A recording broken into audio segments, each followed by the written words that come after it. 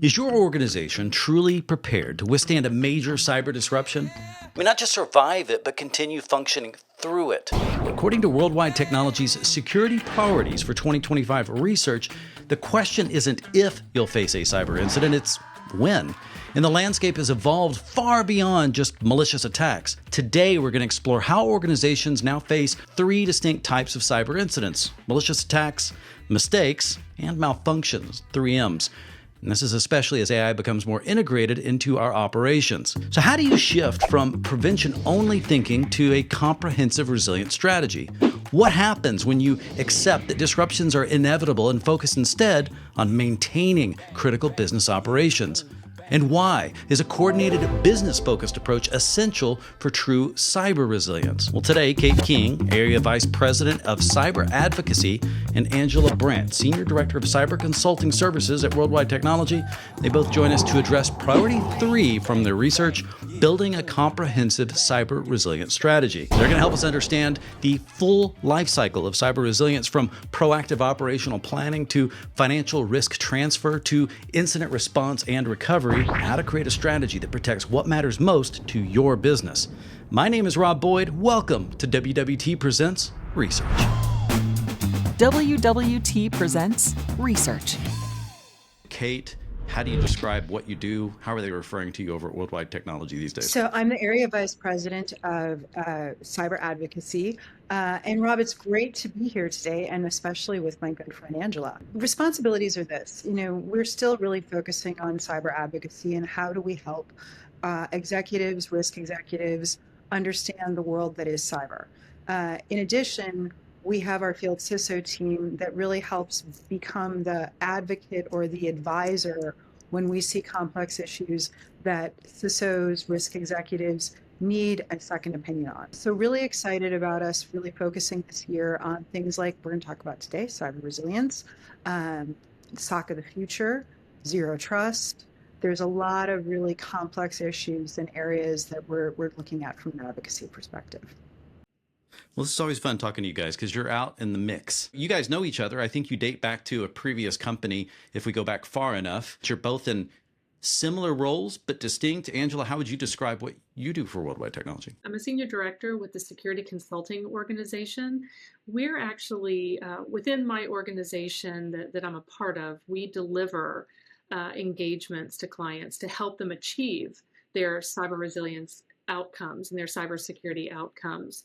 So within our organization, we are the next step after Kate's world, where she's advocating and working with executives, working with boards, helping them understand and needs when things get real and they're ready for real help and ready for folks to come alongside them to create and build and enhance and mature the solutions that they have or that they need to accomplish those secure outcomes. It's the organization that I'm part of that comes to the table. So within our group, we have solutions architects that help craft what those solutions look like and how they incrementally help organizations move towards those secure outcomes and goals. I'm thrilled to be here with her as well, because this is so fun to work with her, not just at Worldwide, but having this conversation as well. We've been friends for a long time and worked together for a long time. And the best way, Angela just said it, it's a yin and a yang. Our group on this side is the vision. We set the pace, and Angela makes sure we can execute the outcome and deliver on it. There's the yin and the yang. No, I like that. And I would imagine, because it sounds like as much as you guys are friendly with each other and you run in similar worlds, I would bet you don't get a chance to spend and slow down and actually catch up with each other that often. So this is fun to at least be able to create that, force that situation, so to speak, on this. Well, we're talking today about Priority 3 in the 2025 Security Priorities Report, and Priority 3 is around building a cyber resilience strategy. What do we need to understand about the meaning of resilience, and why is it important now? It's no surprise that we live in a digital world, and organizations are highly reliant on technology now in every asset of the business. There isn't an aspect of business that doesn't have some type of technology tied to it. There is a cyber component, whether we're talking malicious, mistake or malfunction to every area of technology. And so when you think about it from that lens, and now AI coming in, being able to ensure that your company will stand up if there is an issue, that things will continue to function, that your systems will be able to recover, that your customers will be able to continue to use and access you, that's critical. And it's not being able to just roll back to paper anymore. We can't just go back to the way we were before technology. We can't. And so resilience means being able to achieve at least a minimum viable business if something goes wrong. You're saying, hey, you're going to get hit. There is going to be something. It may not be as big and public, hopefully, but that's what you have to prepare for. And so you have to take the attitude that, well, how do you respond? How does the entire organization cohesively come together and say, we need to be more resilient in the face of these situations, which we know are going to happen. We can't predict where they're going to happen. But it sounds like the idea is, how do you keep the business operational? You said you're going to get hit. That's an old thinking. And what I mean by that is, it's not just now malicious threat actors that are going to come and attack your organization. You can have mistakes made. Insiders can accidentally do something. Your new AI model that's doing chatbot work with your help desk decides to spit out crazy information. We're not quite sure why. You have to now start thinking about resilience for all those types of scenarios. So it's not a question of if, it is a question of when, and it's a question of making sure that we're thinking about it holistically, not just the bad guys in the corner. Thank you for that. That's a fantastic point, because yeah, some of the biggest things we've seen just in the last few years are from bad routing updates that percolate across a network and suddenly take things down to cloud, computing missteps. So Angela, your thoughts on why cyber resilience is top of mind as a priority this year? This is about business operations. It's about keeping an organization operational. Every business out there relies on technology now. I can't think of any, and I challenge anyone to think of a business that does not rely in some way on technology to conduct the business that they are in, to deliver results to their stakeholders, to deliver results to their clients and customers. Recognizing the reliance that organizations have on technology now means that those same organizations need to really consider what happens when a malicious actor, that it does happen, it will continue to happen. It needs to be one of the areas of thinking. When there's a mistake made, that happens. Insider threat is an area that in the industry we've looked at for a long time, and we've understood for a long time that insider threat can be malicious, and it can simply be accidents too. But the new one, the malfunction, I think is really different and requiring additional thinking when we're thinking about how we're leveraging technology and what we're doing to ensure that that technology is working for us and is going to be there when we're needing it. And when the time comes, should one of those impacts happen, is the organization prepared to address that?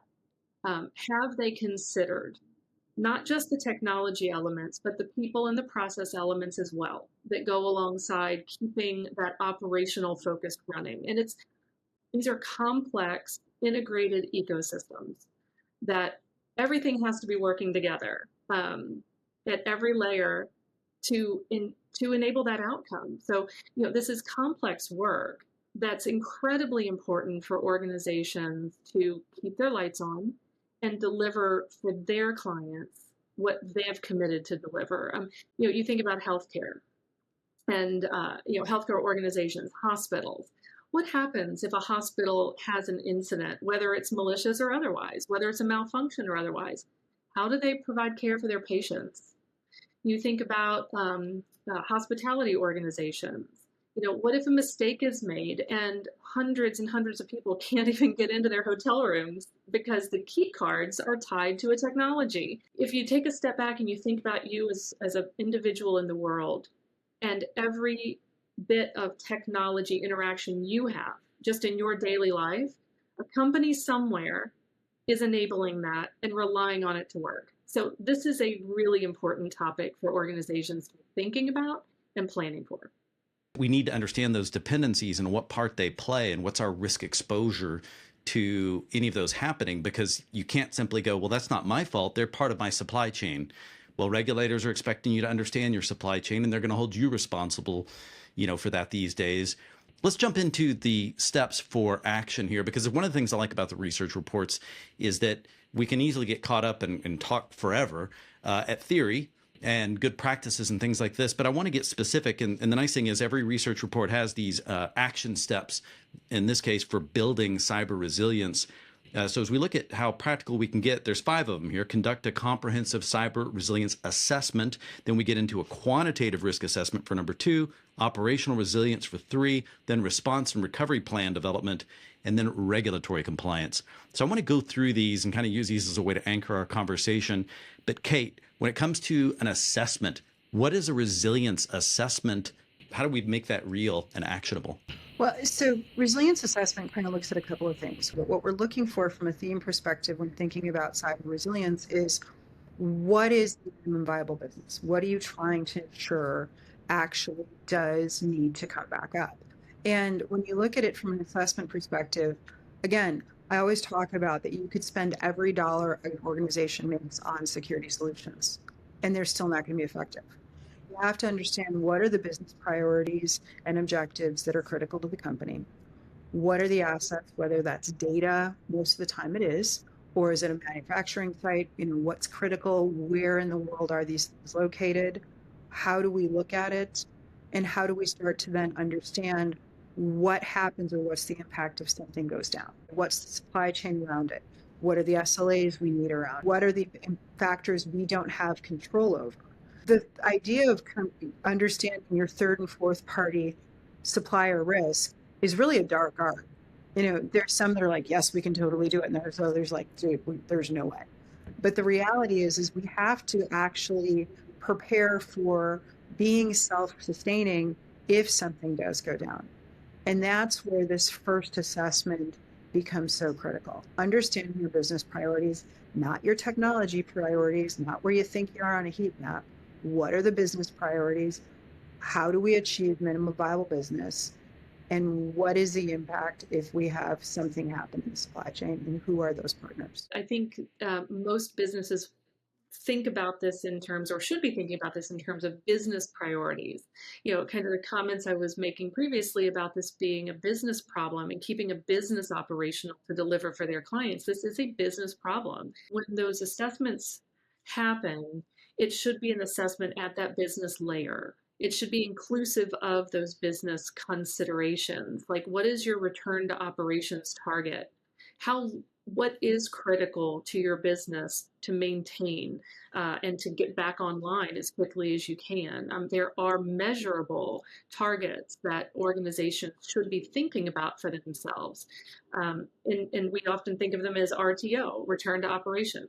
How quickly can you accomplish that? And for what subset of activities must that be done, and how quickly? So that first step to having an exploratory conversation, almost an alignment conversation, both within an organization as well as security practitioners who have walked this journey before, of course, who can provide guidance. But having that internal conversation with those internal business stakeholders, helping guide them through this conversation. And I'm really interested, Kate, you talk to a lot of boards, you talk to a lot of executive panels. How are they having this conversation about return to operations and the business resiliency? Are you hearing from them how they're thinking about this? Yeah, we're hearing there's a lot of conversation around it. And I think there's 2 main themes that we're seeing. How does a company look at achieving now at this point stepped change, measurable achievements in cyber resilience? What I mean by that is, if they are looking at their minimal viable company and they're only able to bring back up 25% or 50% in X, how do they get to 75% in certain areas? The boards a couple of years ago were like, well, we just need to bring everything back up. They're realizing that can't happen. So the conversations we're hearing right now is, what are our critical functions? What's going to hurt us from a reputational risk perspective? What do we need to think about from an operational perspective?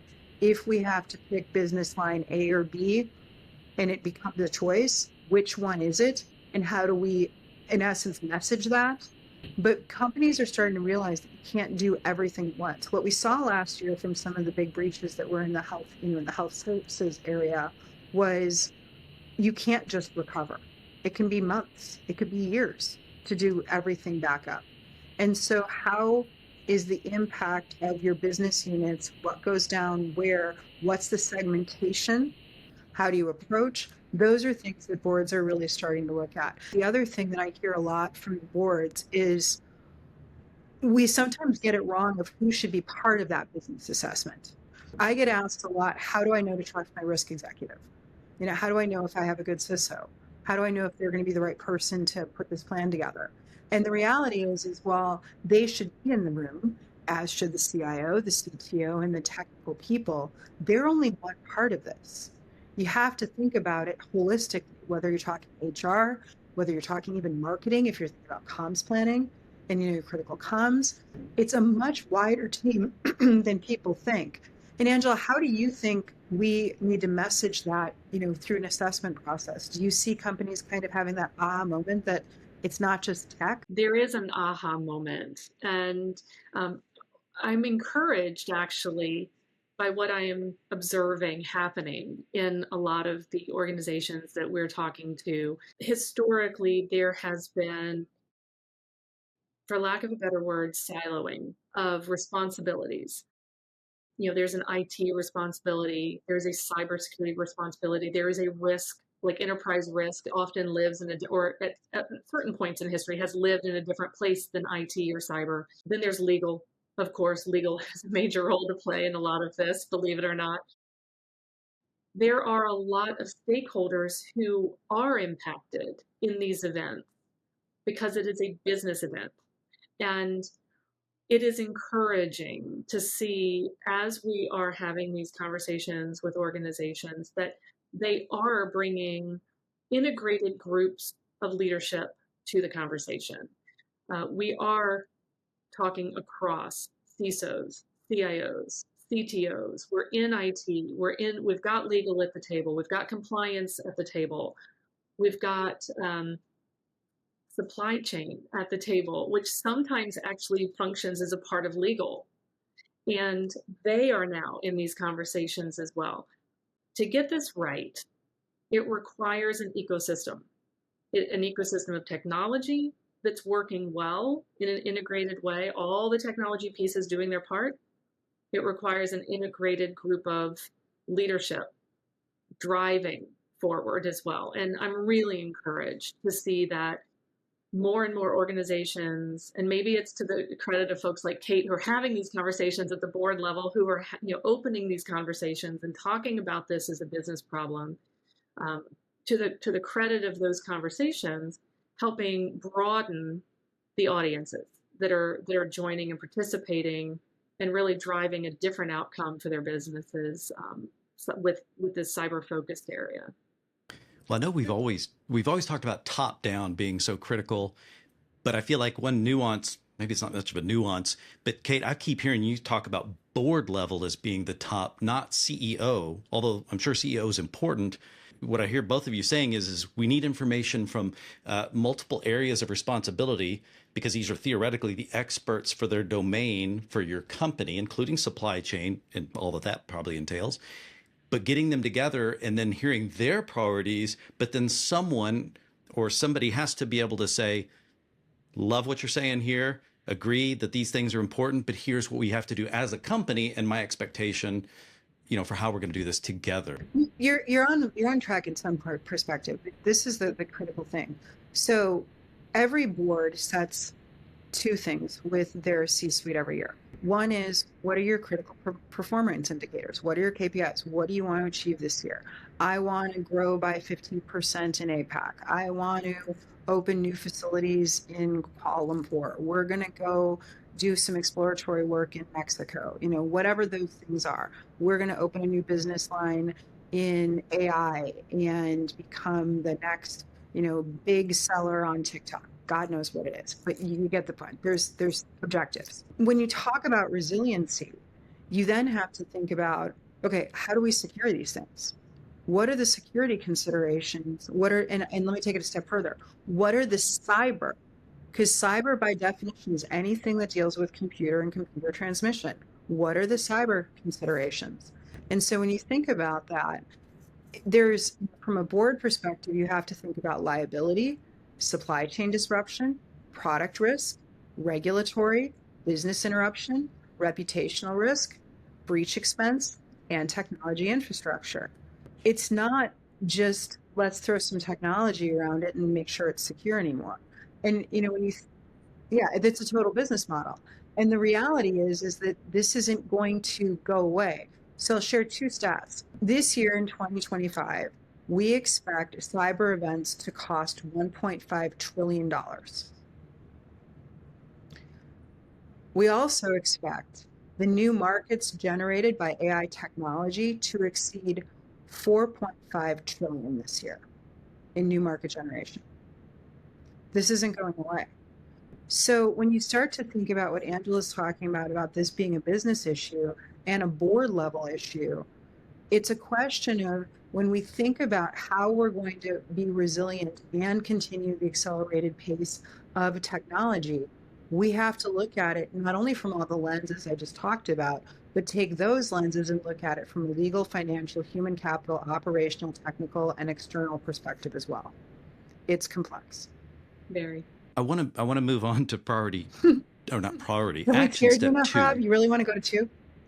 I'm a little bit scared, but no, I think that's necessary. In step 2, we talk about developing a quantitative risk assessment, and you were already starting to talk about in the risk analysis. Sorry, assessment was on step 1, but on that assessment, you were talking about the need to quantify where things stand. And so I guess is the risk part then putting some numbers against how likely these things are to be impacted and what that result would be? So remember, I'm the vision lady.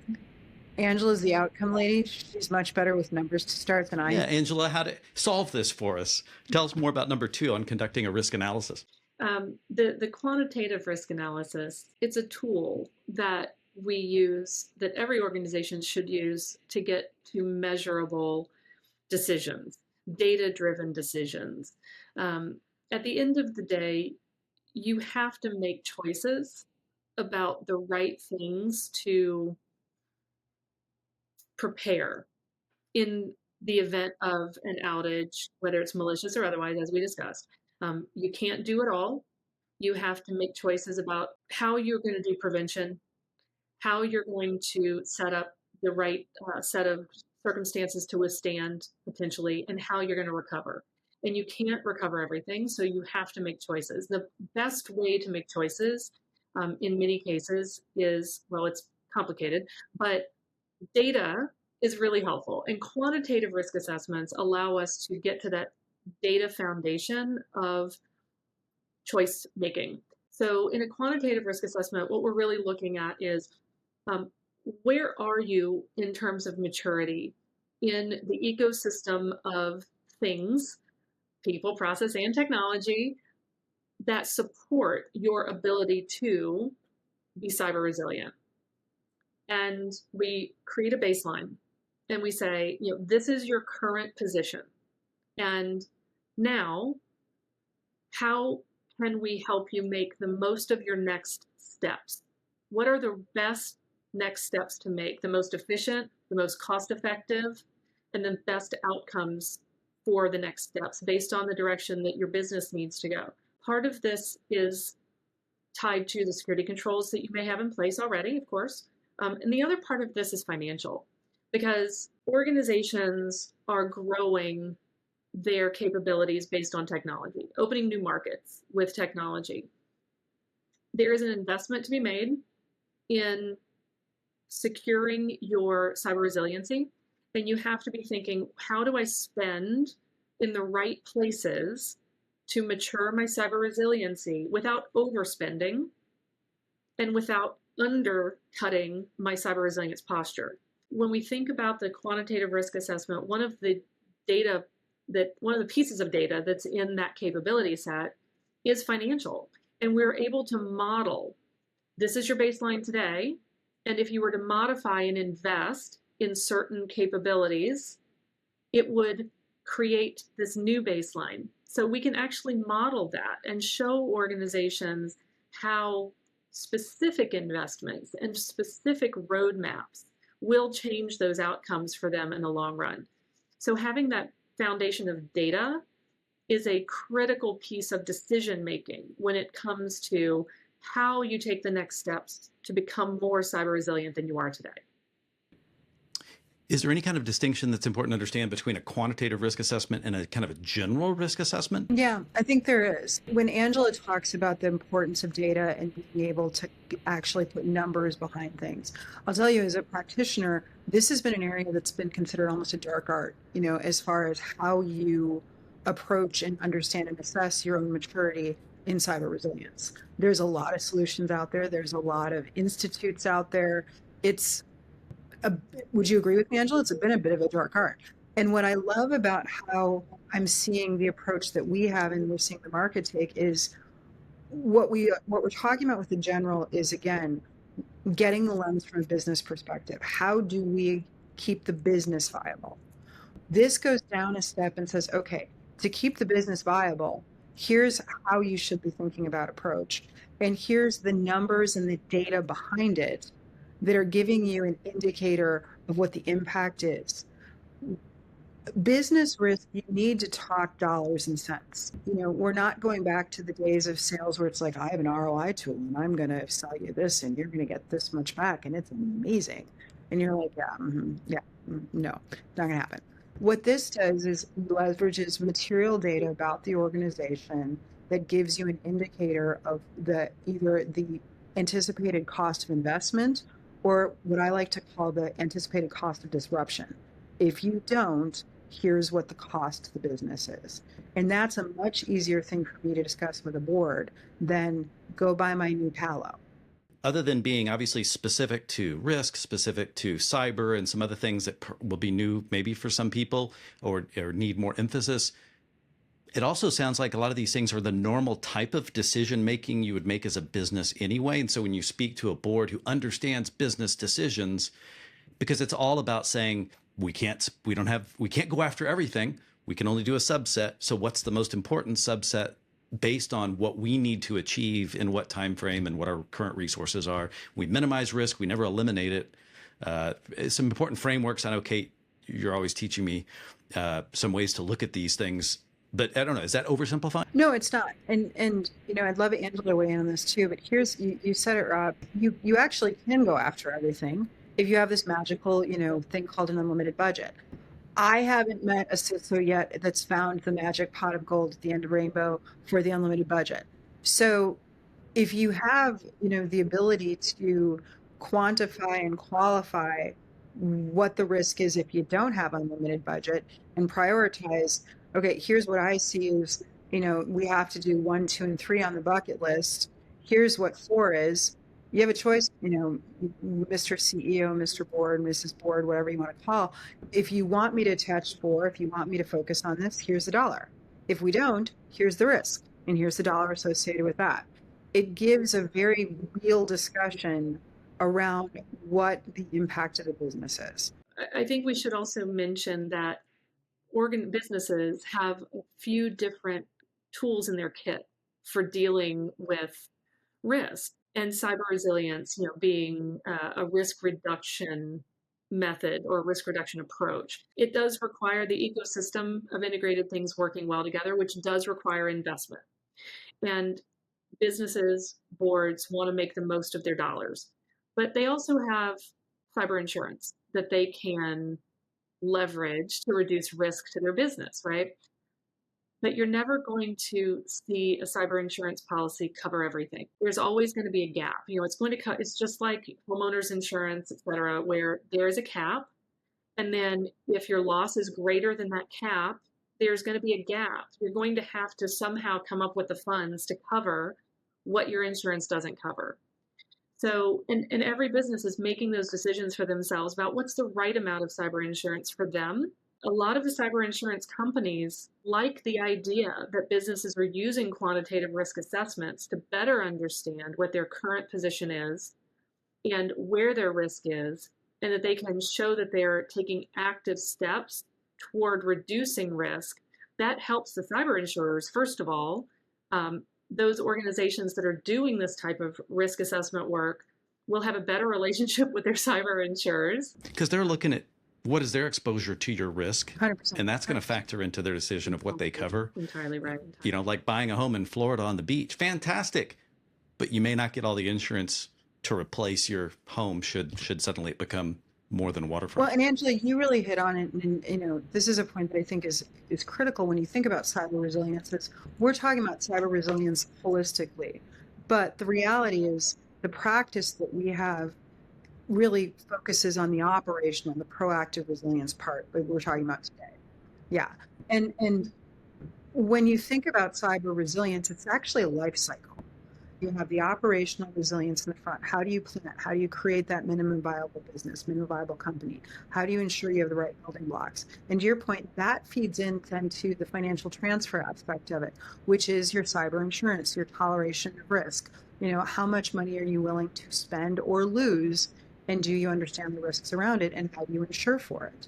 And so if you've done good planning on the operational side, that lends into having a very educated view of what your financial transfer is. And then the other side is recovery and response.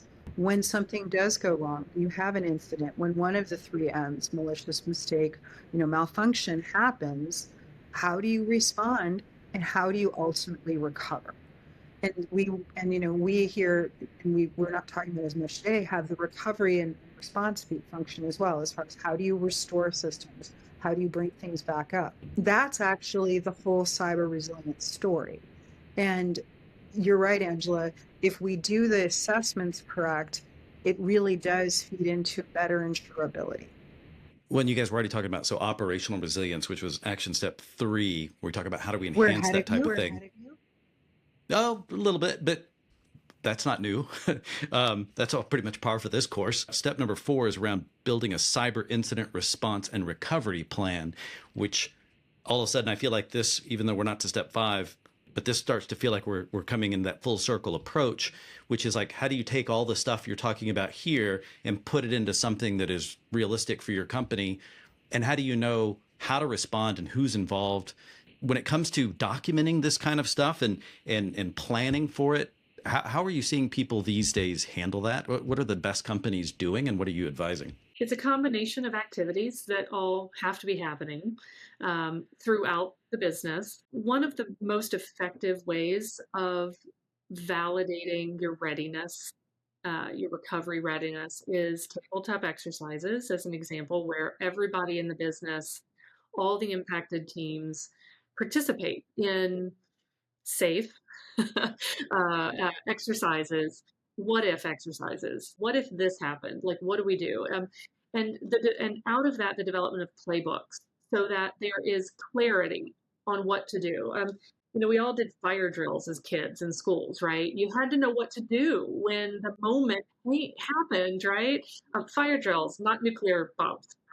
A couple of things I think get really tactical and help organizations understand sort of where they are in their thinking and their adoption and their readiness for this type of resiliency and recovery. Tabletop exercises at every different layer within impacted teams within the organization. Sometimes places will do just executive level tabletops, or they might do just IT level tabletops, and they're disconnected from one another.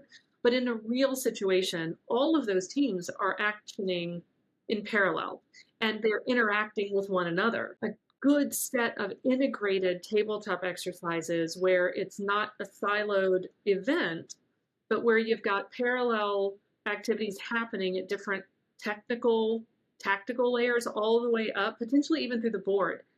One example, last year here at Worldwide, we did a board level, executive level tabletop exercise for an organization whose board had never been through anything like that before, and they were blown away with understanding now how complex this is and how challenging it is to make decisions in the heat of the moment when the events are happening. Highly recommend integrated tabletops so that you've got that clarity, and coming out of those, the development of playbooks that you can repeat. This is never one and done. This needs to be a cadence of practice over the course of time to ensure that everybody's got good readiness to respond. It's interesting, and Angela, I couldn't agree more. We had a group of, CISOs and former CISOs together a couple of weeks ago, and somebody said that, when you're in a breach scenario and you're trying to coordinate all the groups and get everything together, it's kind of like trying to conduct a symphony across a three-ring circus. We were all asked, what's the most important thing you need to have to prepare? And all of us said comms plans and playbooks. Until you're actually sitting in that seat, having something go wrong, you don't realize that you have to have HR contacts involved. You have to have your legal team involved. You have to have your marketing team involved if there's any type of customer comm that needs to go out. You have to understand your obligations from a regulatory perspective, an internal customer perspective, your own employees. How often are you going to communicate? Who do you need to communicate with? Your supply chain? Do you need things take up, down? There's a million different little nuances that either will create it sounds funny, a successful breach, which means that you don't have a ton of reputational damage or you minimize the blast radius, or you're standing in front of the board explaining why it went wrong and why you weren't able to recover quickly. And that's a very different scenario that a lot of times, really the difference is good comm planning and playbooks. Because the idea is you want to learn where you were misinformed or didn't plan correctly when it's safe to learn that. It feels like one of those things where you go, you don't want to be new. It should be deja vu. So the idea is that you've already kind of got some muscle memory and you're not in freak out. You're in, okay, we've seen this before. We've practiced for this. Now let's execute. And obviously everything is different in reality. And you'll learn from that. And I would imagine that even actual responses need to inform the updating of the playbook. What kind of timing are we talking about here? I'm sure it varies by industry and by group, but are these things once a year or once every 6 months? Are there some that are bigger, some that are smaller? There are some regulatory requirements that require an organization to have a tabletop at least once a year, but that's checking a box. That's not actively preparing necessarily, and it depends. And I do want to say it depends. And Rob, in previous conversations, I said it depends a lot, right? So it depends on the size of the organization. It depends on how mature they already are. It depends on how practiced they already are. It depends on how well qualified their playbooks are, if they're practicing those things in other ways, outside of a formal tabletop exercise, as an example. Regulatory wise, there are compliance requirements in different areas that have at least a minimum of once a year. But if you want to do more than just check the box, if you want to be sure that you are really, truly ready in the event of, there should be a more frequent cadence that is designed more appropriately for your organization based on size and scope and differentiation. We work with organizations that are small, like small groups. They might be really nimble. They might be able to do this a couple of times a year and update and so forth. Other organizations are really large, very federated, if you will. They have their own operating businesses that are segmented out.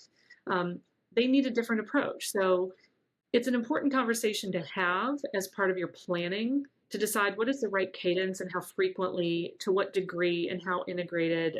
And there's no one size fits all. I'm going to support you with real quick. It depends. It depends on the one thing I'd say on the size of organization. It also depends on the culture. Do you have an organization that's leaning in to learn more, or hands off, we're okay? And that plays a lot into how you are able to facilitate and plan and prepare. We've already hit step 5 and talked about regulatory compliance, and I just wanted to call out what's changed in the regulatory landscape that might be important to understand here. Regulatory is always going to be incredibly important. Whether we're dealing in heavily regulated industries, whether we're looking at how to keep our consumers safe, how to keep our employees safe, how to keep our infrastructure safe. That's why we have regulation. What we're seeing right now is there's obviously with the administration change, there's a lot of calls for regulatory simplification. How do we stop having, in essence, competing three-letter agencies reviewing the same thing? There's also a lot of question about with AI coming in, how do we approach? And not having the same thing we've seen with cyber, which is multiple agencies, regulatory soups, states having one thing, national standard another, as we're bringing AI in. It's going to be an evolving field. It's going to be something that we see changing a lot, I think, over the next year and a half. And companies are really concerned about where it's headed. Well, and I like your point about lean forward, because I feel like you lean back, I can almost predict that you're going to have a worse of a time responding to things if you think that you can get away with sticking your head in the sand, or potentially thinking things are going to work themselves out over time. Some do, but a lot don't. And meanwhile, everything keeps changing underneath you. As we wrap up, I'm struck by the fact as often, these are great points. As a customer, if I'm looking at this and I'm going, wow, I don't think we've got a complete handle on this. Angela, can you describe how organizations, be it if they've already got a relationship with you or if they don't have a relationship with worldwide technology, how do you recommend they come to you with these type of concerns?